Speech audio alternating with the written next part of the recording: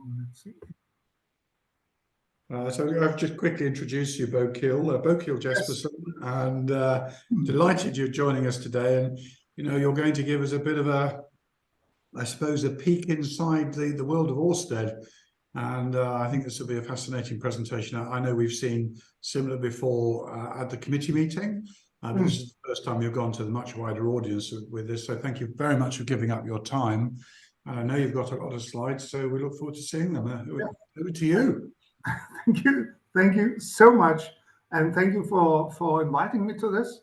I'm Kiel Jespersen. I'm a former captain, or still call me captain. I have been started at sea back in 1979, and I've been on high seas and captain on ferries in Denmark, and crew manager and HSE manager and stevedore foreman, all sorts of maritime. And the last 11 years, I have headed the Ørsted Marine Inspection, where we have developed this inspection system, which I will present to you now. I know I'm not English by heart, at least not by language. So if there's some Danglish word you don't understand, please do not hesitate to interrupt me. And also, if there's any questions, then again, don't hesitate to ask. I must admit, this is how we have done it, and this is a way we can make inspections, on which we make inspections. We have done this especially because about 70–80% of the vessel Ørsted is using is vessel below 500 gross tons. So that's why we are not able to, we have not been able to use the IMO for the smaller vessel, the IMO regulation, but we have taken that to those small vessels. More about that. Welcome. Why are we making inspections? It is a risk assessment, and you know that as ECMID inspector, EVI. So this is a risk assessment, but we also want to give value to the crew and owner. Just not coming to the on board the vessel and saying, oh, this is fine, this is fine. We also want to team up with the crew and say, we are not allowed to recommend anything, but we can give hints and points to how they can improve. We are also making audits of the key owners or key suppliers. So we also both have the ISM part, but in this case, it will only be about the vessel inspection. We also want to make risk assessment on the operator and owner. And back to the audit there, it is that a good captain, a good vessel can't do without an owner to support, and likewise. So we also want to risk assessment the operator. Are they actually operating the vessel? And we can do that. We also monitor feedback from to procurement. We make reports to procurement before they are chartering the vessel based on our inspection. Now, how can we do that? I will show. But in general, we try to say what you do what you say. That's what we say to the owner, and that's what we say to the vessel crew. And again, what is important is communication, information. Don't hide anything. If something is hiding, then we get very anxious. I just had last Friday a CTV crew transfer vessel inspected in Grimsby, and they have taken off all the life vests because they found that it was better that they only had emergency suits on board. So they want to save 28 life vest. And they tried to hide it when they found out, oh, this is not good. That's not following the regulation. So it's both showing that don't hide, but also that sometimes it is good that there is an inspection to update. And then, of course, cooperate and no blame culture. And as you can see, but Kiel, it's Mike. Just interrupting very briefly. Right at the bottom of our screen, we're seeing a little thing that says if app.zoom.us is sharing your screen, stop sharing or hide. I wonder if you could just click the hide button. Yes. Wonderful. Thank you so much. Thank you. Okay. Sorry for that. I thought it was only me who could see it. Sorry. And this is why we are making an inspection, and we have done that and backed up by the XCOM, that is our senior management. And we have had too many incidents. Back in 2010, 11, and 12, where I started my voyage in Ørsted, we had 7 fatalities on board the vessels. On the Seajack 3 alone. So we need to do something to avoid this. Therefore we made we made campaigns in 2014 on the CTV in UK and Denmark and the rest of the Europe. We made this vessel requirement, and we are looking into all vessels which are working for us prior to operation, and also every year or every half a year, depending on the rating. More about that later. But since the 20th December 2012, and I knock on wood, I'm an old sailor as you, there have been no fatalities on our vessel. We have been so lucky, and that's why I'm knocking hard on the wood. We have been so lucky because we could have 2 or 3, but on our watch we haven't got fatalities. Not in UK, not in US, not in APAC on the vessels. How we started is that we have made our own vessel requirement. This vessel requirement is updated every half a year. We have stakeholders internal in Ørsted who are assisting with that. We have meetings and suggestions every half a year. And as you can see, the vessel requirement is divided in 8 parts on the right side. About 500 gross tons, you can say a lot of those is active legislation, but below 500, crew transfer vessels, WIP and smaller workboats, safety and scout vessel, environmental vessel, daughter craft, barges. Not specifically the barges, but all the other ones is below 500 gross tons. And we rate them. You can see the red one. They are the high findings. So if in the CM, that's just an example, if the CMID, OVID is not older than 12 months and evidence to close out of findings is available, it will be a high finding.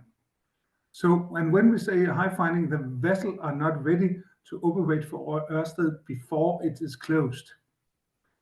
Medium findings, that's the yellow one. The low findings, that's the green one.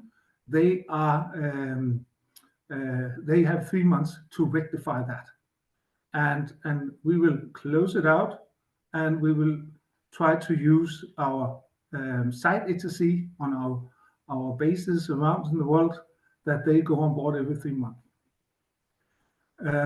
We also try, and this is not a good example here, and that's, we also try to be very concise. Now there's a lot of text of documentation and so on in this, but we try to be very concise. And why that? It's because it's not only European who are using this, not only English speaking, but we have quite a few in Korea and in Taiwan, in Japan was hoped to start up again, and other parts where they don't have English very common. It's not as a first language. So so it must they just to read the Latin letters can be difficult for them. So it have to be very specific for them to read. One thing more, we don't use paper. We don't use paper any longer. The agenda, which we send in good time, hopefully 2 to 3 weeks before the inspection, and we expect the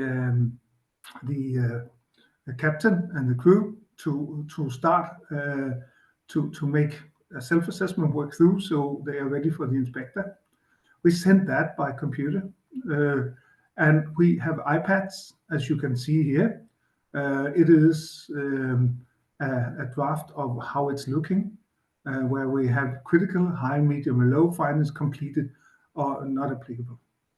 And we can click in on high, we can click on medium. In this case, the other one is low, and it's yellow. So they have 3 months to close that out. On the top bar, you can see how many findings so far. And it's difficult to see, I must admit, but it's 7 high, 6 medium, 6 low as it is now, and 100 and 58 completed or compliant. And that is and 63 to go. No, sorry, 63 not applicable. So we can at all times see how many findings we are missing. When we are finalized with the day, we have a window. The inspector have 7.5 hours to make the inspection. Then he have the close-out meeting, which are very important. I fully agree with you that or with Imka that is very important. Then the list of finding is forwarded, and also we make a report, the full report. So actually, when the inspector have presented the list of finding, have forwarded by email to the owner and the captain, and uploaded it to our SharePoint, then they are ready. Then the report is finalized.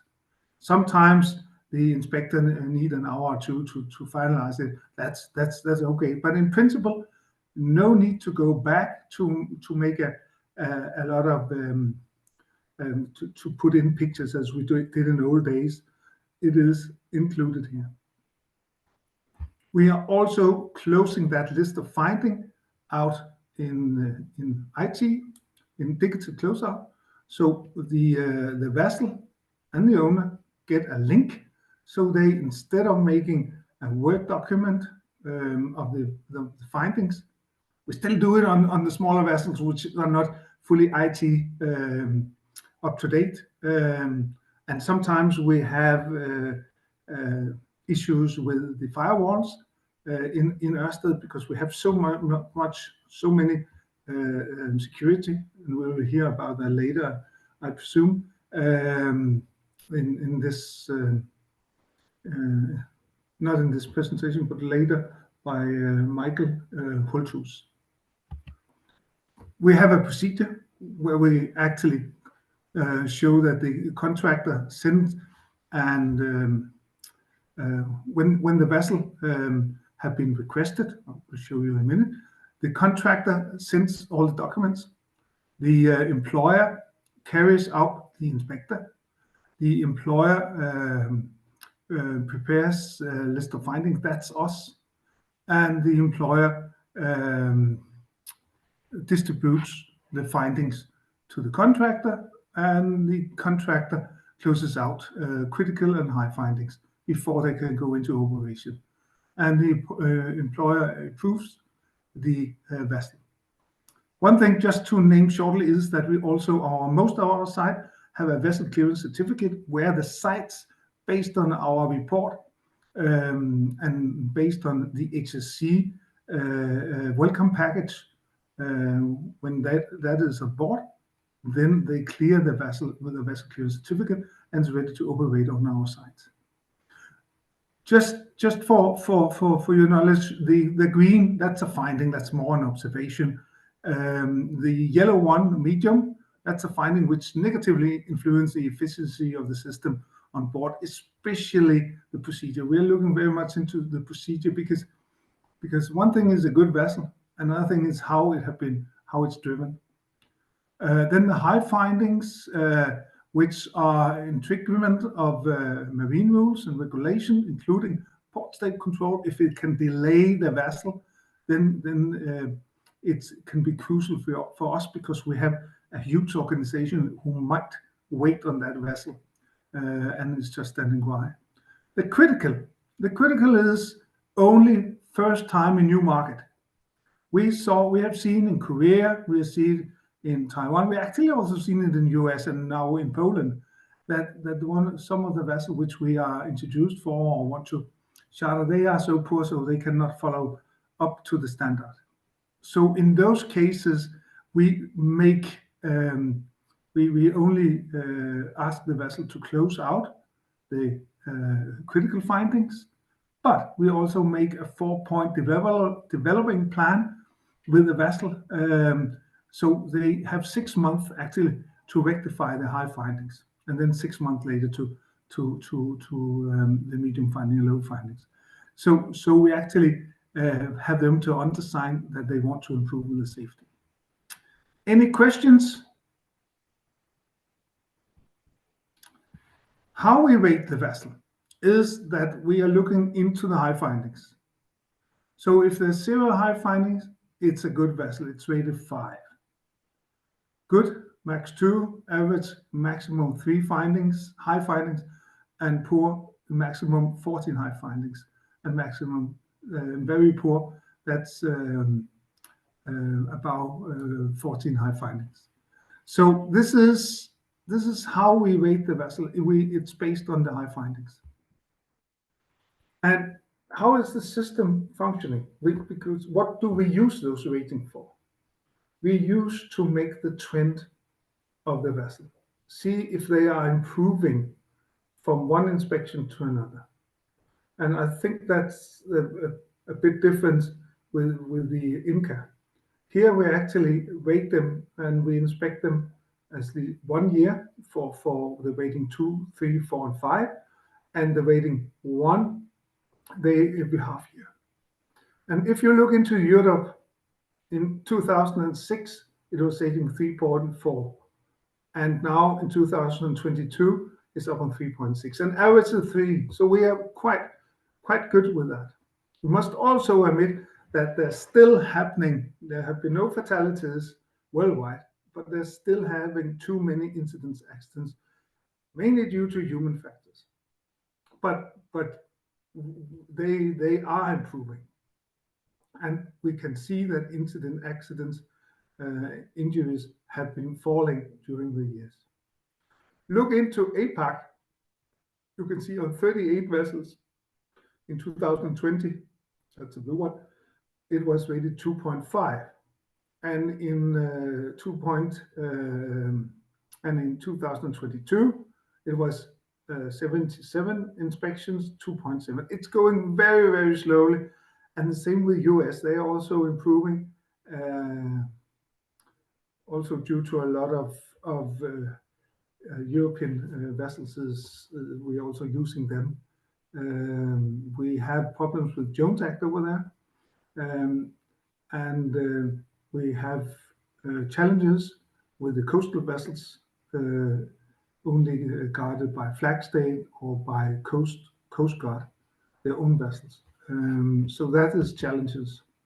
That is just for why I'm showing this is actually the same in UK, Central Europe, 187 last year and 3.6 in average, very good. But see into the average of findings, the number of findings. In US, 12, in UK, Central Europe, 12, but there's 25 in APAC. So there's much more findings out there. And there's also 13 high or critical findings in average, where there are only 3 and 4. So it is there's a good way to go in APAC for improving the safety. It's not all sorts of vessels where we can see that that there's can you see some challenges with the safety. For instance, you can see in US, this is each project. We have project for the array cable, the export, foundation, VTG, that's the turbine, construction, and so on. But the offshore substation, site investigation, measurement, and environmental, yeah, not environmental, that's green, but they are red, and that because the trend is going down and then, or there's a lowering, deteriorating. So that's why we are trying to have more focus on those. Especially also if you look into the APAC, you can see site investigation management. It is the small vessels, and we are using a lot of those. And it is the small vessel we have challenges with. Any questions so far? Can you hear me at all? Yes, we can hear you loud and clear, Okay. No questions. Fascinating stuff. Okay, thank you. What I present now is our homepage. We have a homepage where all employee in Ørsted can go in and look and get service from us. We have the performance, which I will see is on the left side. Yeah, of course, the requester, they request directly on digital to us, to the inspection. We have all reports and documents. All our reports, they can find in there from all the inspections, and that's because it's going digitally. Just when the inspector on board the vessel upload the list of finding and the full report, then it's going into our SharePoint system. So then we have overview of inspection where we meet every day, not on the weekend of course, but we look into to daily which vessel are coming in. This is what they, if the requester, you can get information how to fill in, how to find the reports and so on. You can look up performance. We will also look into that. This is into the performance, the dashboard, again, the rating, and we can actually navigate into which type it is, which contractor, which operator it is, and which type, region, wind farm areas, business area, and so on. We can navigate in that. Again, high green, yellow, red. And this is how it looks when we look up two vessels, two CTV companies. And in general, you can see those vessels have been inspected. This is from the last 2 years, since actually 2.5 years. And you can see the average is the blue bar, 3.4. So in general, those companies looks quite good, quite fine. You can see 21 inspections. There have none have been cancelled or withdrawn, but 33% have been cancelled. We have also made desktops. That's if they ship from site to site within a year, then we make desktops. But all told, 2,132 inspections we have done since 2016, which all are filed. In average 3.10, and that is to look into how is it the inspection in general. Is it okay? Is the level of high findings, is that okay? Or how we rate the high findings? Apparently it's 3.1, and it has been since 2016. Again, we can use this information to look into how have those two companies performed, 3.5, 3.2. How have the vessel per operator, because they also use subcontractors. So we look into that, and you can see, especially the one vessel rated 2, hey, is that the right sub-supplier they have used?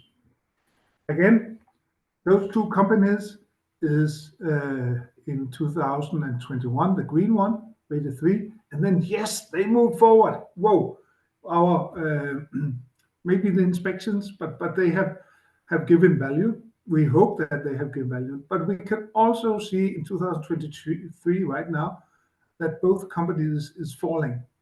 They're falling back from 3.3 and 3.0, and we use it for the procurement to actually to when they have contract meeting to actually say, do you have hands on the safety? Are you improving the safety? I will show you later in this. Again, this is the vessels. There's different vessels, also different inspectors, I must admit. But you can see one vessel is rated 5. The black numbers is the number of findings. So 4, 5, and 6 have been rated 3 times. They are still on 3. But again, there's 2 vessels rated 2. Okay, if we are to recharter this could be used as a guideline. We don't ever go and say, okay, you have been rated one time and you're rated 1, so we can't use it. That's not what we're doing. We're trying to improve the safety on board the vessels, not to stop it. Again, we have divided into 11 chapters, looking into how is the non-conformity of each chapter. And then the most common findings, we can actually, when we make those inspections due to rating, we can see, for instance, the CMID, OVID in the top, not older than 12 months. 50% have complied to that. 22 of the vessels, it have been inspected 22 different vessels. 11 times it have been non-conformity. So, and it had been rated either 6 or 5, and that's up to the, we have dedicated as a default in our requirement, but there might be some that they, okay, it's 13 months old, or they are just got it, or they just had the inspection, but they can't document that. So that's also up to the inspector to have a little bit saying on the findings. We also look into the inspector's evaluation. All inspections are, in this case, evaluated. You also have, I said that we will not stop vessel, and we very seldom stop vessel, but we have the list of poor performing. So if you have, if the vessel have been inspected very poor or poor on 2 inspection on road, then we say, come on, you're not working with the safety, you are not working with the standard which we actually want. We are paying a good deal of money, please help us. And then we will have a meeting with the company. Again, this is the links.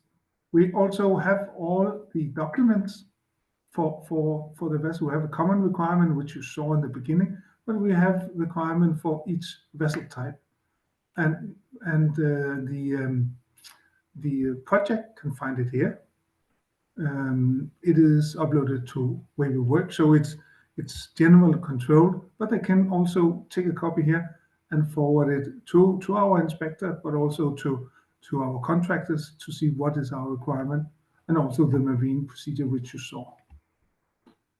The request is like this. It is filled in, and we request all the documents to make a preliminary desktop where we're looking into a data sheet, a status overview, last CMID, and so on, to see can we actually use this vessel. This is what we requested, and that's automatically done. We also create the agenda. This has been forwarded, and telling the vessel and the owner how we are inspecting. Normally, our inspection will be from 8 to 5 o'clock, 7.5 hours. And then we also will forward the digital closeout. Digital closeout is that when the inspection have been done, then the link, the vessel or the owner can go to the link and close out inside here. And on the right picture, you can see how they have been clicking in here. Again, on the CMID, OVID is missing, and it's rating medium. And then it's up to the, instead of writing in paper on a Word document, then he can write in here, and he can also attach the new CMID if needed, or copy of the closeout. So it's easier to close out if we can have the IT to function. We rate them, and here's an example of rating. The vessel here had got 18 high findings, 19 medium, and 7 low. And now you think it's a British vessel. It's not. Oh, sorry, it's an APAC vessel. It is actually a British vessel from 4 weeks ago. And it's still trying to close out the high findings. There's 16 left. 18 medium and so on. All high findings are to be closed before the vessel is ready for overweight for us. So we actually manage that they, instead of just getting the report from us, we also kindly ask them to close it out, give value that they actually are closing out the findings. Then we have the code of conduct. We are not asking the inspector to code of conduct, but if they see something, there's the child labor, discrimination, harassment, freedom of association, collective bargaining, and so on. And we have seen that a few times in Taiwan, that there have been harassment and discrimination.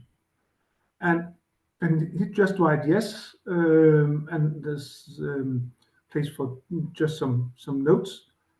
He have seen something, but he's not sure, because it's not his work. It's the inspector's work to judge what is discrimination, harassment. But our CSR, our social responsibility department, will get a copy or get a note, and they will take over and follow up on that. And that have given good result. We also have the high findings, of course. They will be closed prior to operation. We have the gray one in the middle. I know it's small, but that's the vessel clearance certificate. But then we have seen that medium and low findings would not have been closed during the close-up session or the process. Then they they might not be closed up. It's busy time on the vessel. There's a lot of things to do, crew change or whatever. So now we have the site HSE, and especially on the smaller vessels, especially on crew transfer vessels, which we have quite a lot of, that they make a vessel OSA, operation safety assessment of the vessel, based on our reports, and they are closing out the medium and low findings. Oh, that black.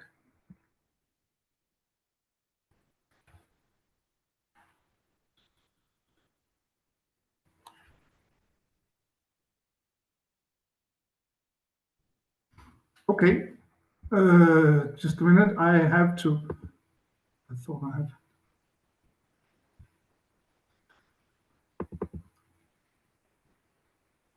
I tried to send to you yesterday, but it was and we were not able to use WeTransfer. That's not allowed in us. So I tried to split this up into two. We're still with you both, Kiel. All is good. All is good. All's good. Super. Thank you. So this is part 2. That's why it was. So how are the inspectors trained? Because the purpose with this session was inspector and vessel monitoring. We have inspectors which we pay for the inspections. We have a fixed price system where we make framework agreement with the inspector companies around the world. It sounds very nice, but it's in Europe, in US, and Korea and Japan, and also Australia. So we actually make an agreement, fixed price agreement with the inspectors, and are only using them when there's need for it. We like to have local inspectors because language problems. Language problem in Taiwan, Japan especially, Korea also. It is easier for a Korean or Japanese inspector to tell the local crew. And again, we have a lot of small vessels with local crews, so it's much easier for them to understand, to translate, to elaborate on the requirements or the findings that we have. Of course, exam, Master Mariners certificate and accredited international institute. That's what we want. Not everyone has that, but they have a board inspection experience. And you can see we are low internal. We are actually only 3 inspectors left, or coordinators who are coordinating the inspectors, and we have 8 inspectors in UK, 3 in Denmark, 7 in Taiwan, and South Korea, 3. So that's how we do it. But we also need to train them and to look into how they actually are making the inspections. You can see here that is how they are rating the vessels. And we're doing that because we have seen, again, especially in APAC, that there have been some very nice inspectors who say, okay, this vessel is okay. So we can, you can see the blue bars. That's the number of the inspections made of each inspector, and then the average of the ratings. So in general, if there is about 3.6 and so on, but if they're rating, for instance, 5, as you can see on the left side, say, hey, why? How can't you find any findings here, high findings? And most also, if there's 14 medium findings, it count like 1 high. So and that's what we're doing this. And you can see in average the inspectors who have done 104 inspections or 45 days, it's between 3.3, 3.6, and so on. There's also some who are quite hard, and we use that for the assessment of the inspectors. We make a 1-day course, normally today actually on Teams, where we are telling about our inspection app, our digital closeout, or they get access, the inspectors have access to SharePoint and so on. And then we try to have minimum 2 inspections together with the new one from the internal inspectors. That is to first time they shadow us, and next time we shadow you. It can be if it's a very good inspector, we might only have it 1 time, but that's rather seldom, especially in Taiwan. Sometimes I have done it 3 or 4 times. We make annual assessment of all external inspectors. We're doing that digitally today. We like to actually follow them on the vessel, on inspections, but that's very time consuming, so we haven't done that. Then we have half yearly, or we have some meetings, but we have half yearly dialogue meetings where all the inspectors from each company is invited for a 3 hours meeting, where we actually align with the inspectors where they can come with questions. We can do so, but also online internally with with inspectors in the company. How are you actually doing? Have you problems with the inspection app or the digital closeout? The supplier is to provide the iPad, as you can see, and also safety protection. And we are very keen with that. We have an instruction document which we work through on the one-day induction course, and we follow up on. And then all inspectors get a certificate, as we call it, just to say that they have passed it. So that is how we train and instruct the inspectors. We also go on board. We also meet the owners. Sometimes we try to tell them how to do. Especially, I must say, also in US actually, but outside Europe, it is important that even well-trained masters, also some vessel architects and so on, they're not fully sure what they are to look for. For instance, that paint shop there, the two guys said that the two inspectors on training, oh, that was okay. It was, yeah, there was a lot of spill there.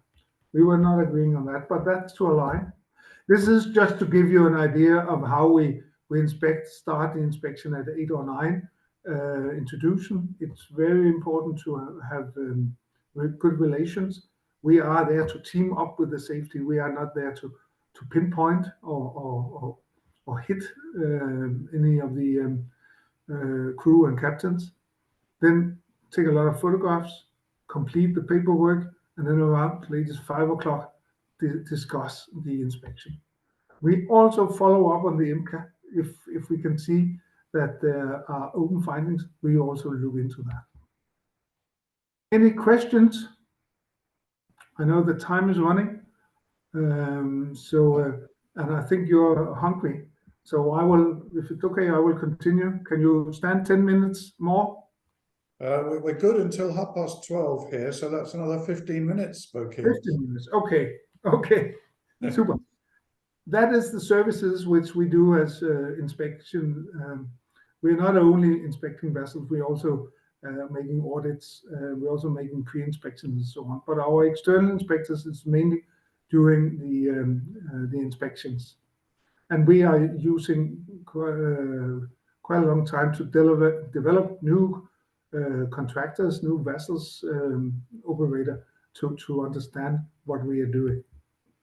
Again, the inspection here, request, deliver the documents, then we have a physical inspection, and this is the inspector himself or herself, so that we close out the findings with the vessel operator and right now everything's okay, and close out inside SharePoint and forward the report and the acceptance. And then we have the safety walk or the vessel OSA, which are done hopefully every 3 months. And then in the project, they make the vessel clearance certificate.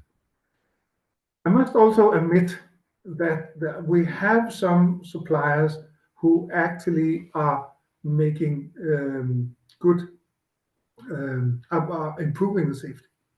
And we try to honor that. So we actually say that if a vessel company have an average of 3.5 or above, we might not inspect the vessel every year. We will take them every second year, because then we call them high performer. So they are actually, if I may say so, honored from our side that we are only inspecting every second year sometimes. It is not happening, have not happened in US or in APAC yet, but there's quite a few of CTV companies around the North Sea who have done that. So that's how we try to honor that they're actually improving the safety. We have the vessel inspection app look like this, and it is how to to get access to this. You saw the iPad in the beginning. And looking into here, you can see again, high, medium, low on the top bar. The dark blue one is actually the one who have not been closed, and that is the side SSC to close out. And they can do that in the blue bar. You can take all the pictures you want. You can write in the text when you click on the small pencil, which are in the blue and light blue color. You can.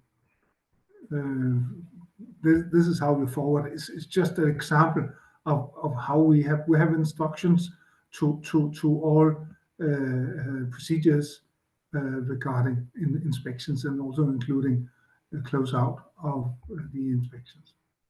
And then the last 10 minutes, it's just to showing the outcome. How are we using the outcome? How do we monitoring the performance, and how is it used in procurement? This one is for a European company which have been working for us from 2019 to 2022, and we have used the Power App to use this, and the intention is that the performance report is looking into the trend of the performance of XX company owner and subcontractor vessels. Again, what you will see, I highlighted already because that is my baby, a lot of owned vessels. Very often the owner's vessels are quite good. That's what we see from smaller vessels, and this is a company who only operate larger vessels. And but taking in subcontracted vessels, they are there we have the problems. And again, 70 to 80% of the vessel which Ørsted is operating is subcontracted vessels. And sometimes the contractor, not much any longer, but sometimes they have forgot to forward the vessel requirement to the subcontractor vessels. And that is actually one of our main intention with the inspections, is go on and say, are you living up to the standard which the contractor promised us? And you can see the performance of subcontractor vessel appears to decline in 2022. So this company have problems with management of subcontractors. And in this case, we say, hey, we also make an audit to look into why don't they have hands on the subcontractor and make an office audit. Again, own vessels, you can see 3.5, 3.3, the last 4 years, okay. But the subcontractor vessels, you can see it's going up and down. And in 2022, it's actually declined to 2.9.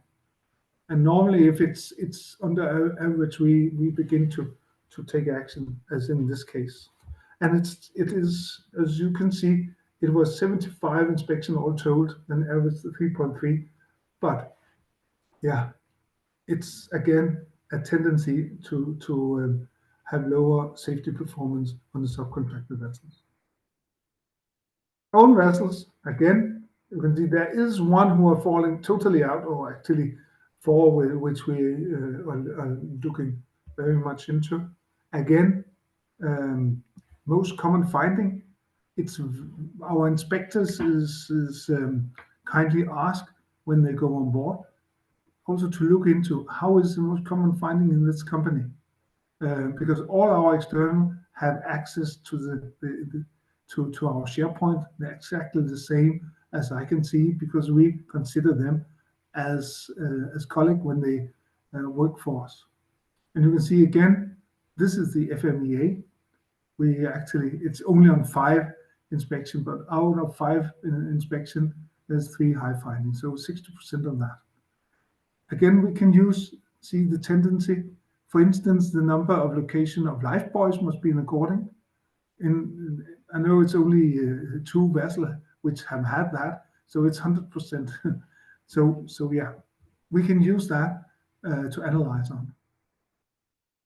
Subcontractor vessel, again, on the left side, you have just seen, but you can also see this is their competitors. This is their competitors. They're actually quite better. We get more value for the money safety-wise if we are looking into those who are rated 4.3 or 5.3. There's also other companies. And I must say it's difficult to see something up if it's only 2 inspections. But when you have those 8, 10 inspections, you can actually see a trend. Again, we have focused on the rating 1 or 2 or 2.5, for instance. You can see when they have been inspected twice and they are still down on 2, 2.5, then we are very curious. Also there, most common findings, we can look into that. There's a lot of those. And again, we have the list of poor performing vessels. So this is what we are sending to the forwarding to or giving to the companies with re-inspections. It's mainly key suppliers who get this. So it is now 23 past 1 o'clock UK time. Any questions? Yes. Hey, Bo. Hi. Jacob Thompson, AVI. Hmm? I have 2 questions. Yes. Because you are the receivers of our IMCA reports. Yes. What No. are you Yeah. Yeah, you will have them You will have them. according to Yes. a system. Yeah. For a lot of vessels nowadays, as you in the beginning you talked about vessels less than 500 tons, but a lot of the big CTVs and stuff like that is gone more than 24 meters, and they're used 24 hours and are designed to be out there for weeks. Are you preferring IMISV or ECMID? A lot of them have also SMS, not approved, but they use it. Yeah. We are actually asking in general for the ECMID. Okay, that was interesting. That's what we have here. MISV we haven't used much. So okay, I presume a lot of the CTVs, especially when you have subcontractors, they will normally say, oh, they want a EMSIV. Because they think it's easier to get through, or I don't know why, but a lot of them, that's my experience at least. I presume a lot of the other guys have the same experience.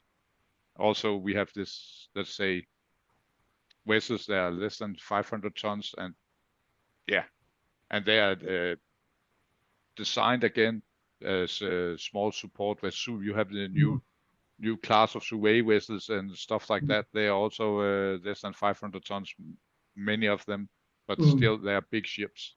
Yeah. And I see at least some of them there where the owners ask for EMISV. May I ask, Jakob, have any one of those you have seen or heard, have they been working for us? That's something I'm not sure of. When I come to make the MK inspection, I don't ask them who they work for. Let's say that's not my part of the game. So I'm not sure. That's something I don't want to say yes or no to. I don't know. Because Jakob, seen from my chair, we are requesting that they have a CMID, and it's very seldom we see a MISV inspection. So we accept the CMID, we request the CMID, and we see the smaller vessel are performing CMID. Also beginning in US, and in Taiwan, because there's limited access to ECMID inspectors out there. There's very, very few, so it's difficult for them. But it's coming, and it's also smaller vessels. Okay, good. That will say you prefer that there's ECMID. Yes. Good. That's what's standing in our requirements, which we forward the requirement to the contractor or vessel owner, and they have undersigned that's a part of the contract. Okay, good. That was the first question. Thank you very Okay. much for the answer. Next one, as a receiver, when you get let's say a IMCA report, there's a lot of questions, and if you have ticked yes, how interested are you in there's a comment for everything you have ticked yes. How much do you look into it? We always look into the findings, and we always look into if they are closed. Yes. And we screen the CMID reports, and that is also what the inspector is using. But on the other hand, we have about 190 questions, or if it's a larger vessel, up to 280 questions. There's a lot of similarity. So we actually like to inspect it ourselves. Okay. Yes. But we use it. We use this as a platform, but also support to our inspectors that you can say, okay, for 4 months or 9 months or 10 months ago, they were made an IMCA. So it is a support for our inspector. Okay, because just was very interesting. Sometimes some of my colleagues have the discussion. Do you want to write in all the takes time? Everyone knows that. Are anyone using it? It's more or less what I'm saying. Is anyone using it? Yes, we are using it. We are also, yeah, but also, are you using, let's say, when you have a question and you write something for every question, even if you have ticked yes, it's obviously there, and then you write, you have seen this and this, or whatever. But every report, even if it's a Ørsted inspection or IMCA, what is it made for? It's made for that the captain have had a second pair of eyes and an inspector, a qualified inspector on board. So it's also giving your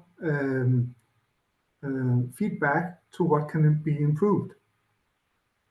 Okay, seen from that point, that's fine. And I was just asking because we have sometimes some says, okay, what is the worst? Writing all the comments. I do it, but I know some don't do it, and it's just a discussion. Is anyone using it? Yeah. Go ahead. Could I interrupt there a little bit? Just interject there. I just want to assure you that we get quite a bit of feedback from a number of the wind farm developers. They have their internal auditing procedures, and they are looking at these reports. So we do get questions from the developers as well as we do from IMCA, and it is part of my role to investigate any outstanding questions. So, for instance, if Andy advises us that he's picked out a report from an inspector and it's quite incomplete, I go and investigate with that AVI to why that inspection possibly isn't of the same quality, or the report isn't of the same quality as he would normally or she would present. So, and I get the same from the developers. I had one the other week where I had 2 reports on the same vessel. They were very different reports. I certainly don't look at them from a technical point of view. That goes back to IMCA to actually assess the technical answering the questions. But I can investigate the circumstances around a report. So yes, there is a lot of discussion, a lot of feedback that goes on. So yes, we would ask you to complete the comments against the guidelines in both documents. And if you cannot look at a particular area of a vessel, because you've risk assessed what needs to be looked at and prioritised in the timescale that you've got, that you actually put that into the summary, into the closeout meeting, and into those sections to say this was not inspected because. I think you misunderstand me now. Okay. What I'm asking for is there's some very, very simple questions in the inspections templates, and some of them you can put in a comment, but is it necessary to put in a comment just to put in a comment for no reason? No, well, if there's no reason, but it comes back to what Andy was saying earlier. You are completing the report for a reader, and somebody who has not seen that vessel, who does not know the quality of that vessel. You are their eyes, and they're reporting. So put a comment in if it helps the reader understand what you have inspected and why you've selected that particular answer. I have also been in the role of being a receiver, and to be honest, you don't sit there and read all the comments. If there's a clearly yes stated in it, and then there's a very, very, very fine and good comment, but it's only clear that the vessels and whatever you have, whatever gear on board, what market is that interesting? Maybe, maybe not. It's just that I hear from some of the receivers, as Bo are as well, that some of them think it get too much with some of the comments. They're not relevant. Jakob, it's Andy. Just quickly, because I think I understand what Jakob's trying to say, and it's one of the things that I've noticed as I've gone through that there is some AVIs comment, some don't. Some comment on this question, but not on that question, and such like. So it's one of the things we're working through with the committee to try and make it plain to the AVI when they want comment and when they don't want comment.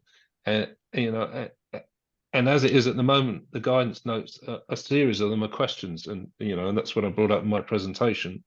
When you tick yes, does that mean yes to all the comments that are in the guidance notes or not? So just bear with us for a while. And we'll try and make that plain, and hopefully, although it'd be interesting to hear from Bo whether he does read all those comments or not. But I guess I go back to the same thing. There's two types of readers, I think. There's those that skim through a report, and there's those that delve into it. And of course, if you're skimming through it, you wouldn't necessarily read all those comments.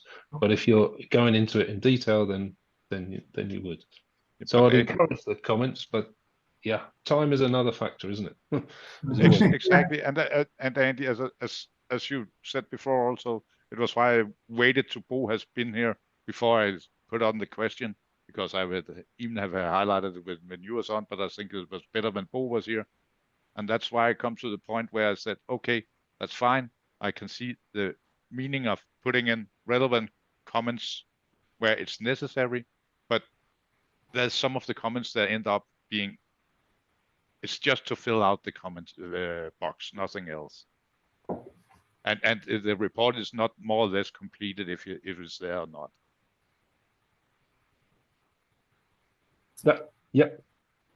That's important as well, that we don't just ask you to comment on something that's not necessary. So yeah, we'll say we are more or less agreeing, and that's why I asked Bo also if it was the way it is. What we ask our inspectors is to take, as I said, take a lot of pictures. Yeah. I know some pictures cannot stand alone, and then they have to be some explanation of those. But using the iPad, they can easily have the pictures, and they automatically put it into that specific finding. But we also try and I really praise you, Andy, if you try to look into to not have a lot of text in that's what I see as an AVI inspector. There's a lot of under questions which can be a little bit difficult to answer. So if we can have less of those questions and maybe more specific answers or questions. That's what we have tried on. So it's actually, this is a medium finding, or this is a standard finding, or this is compliant. Then yes, then you can click compliant and say okay, or you can put in a picture, or just actually leave it, because it's just that question. Where in the AVI there's a lot of questions. Make it sense what I'm saying?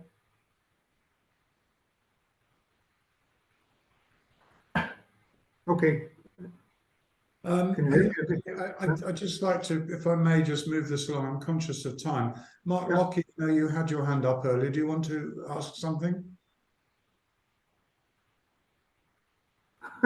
Oh, okay. We've answered it, obviously. No, thank you. Okay. Any other points, Bo Kiel? No. Anybody wants Thank to you again for having me. I hope it gave some sense what we're doing, but we're also trying to improve all the time. Yeah. Every half a year at least. No, I think just a big thank you from everybody for your contribution today. Is much appreciated, and we look forward to seeing you again soon. So thank you very much indeed, Bo Kiel. Thank you.